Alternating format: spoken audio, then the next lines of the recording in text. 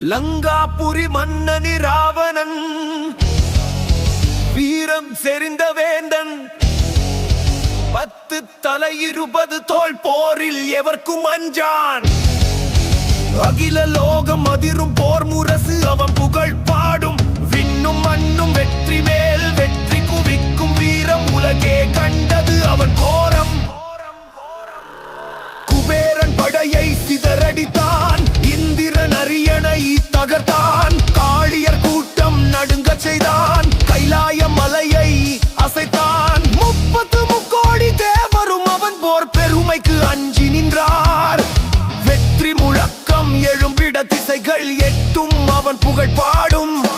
மரணத்தை வென்ற வரங்களினால் எவரையும் அஞ்சா வீரன்.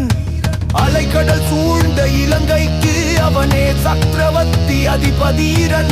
வாழ் சுழற்றும் வேகத்தில் மின்னல் தோற்றது கண்ணில். யுத்த பூமியின் நாயகன், யாருக்கும் தலை வணங்காத தீரன்.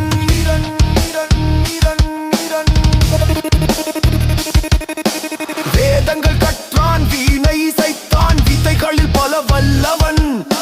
சிவபக்தியில் சிறந்தவன், ஞானத்திலும் சிறந்த ஒரு தலைவன். தன்மான சிங்கம் அவன், பகைவனுக்கு பணிவதில்லை. தனக்கென ஒரு கொள்கையுண்டு, மேருவை ஒரு கையால் அசைத்தான். இன்னும் அசைந்தது அவன் காலடியில், அசுர குலத்துக்கே மணிமகுடம். மண்டமெல்லாம் அவன் ஆட்சியுமே, யார் எதிர்த்தாலும் நிலைத்ததில்லை. அவன் சீற்றத்தின் முன்னால் சிங்கத்தின் கர்ஜனை அவன். சர்வமும் நடுங்கும் அவன் சொல்லால்.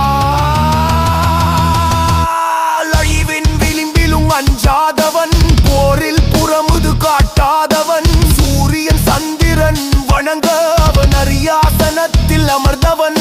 இதிகாசம் போற்றும் இணையற்ற வீரன் ராவணன் என்றாலே அது வீரம். ஆயுதம் ஏந்தி அவன் நின்றால் காலனும் அஞ்சுவான் நிச்சயம்.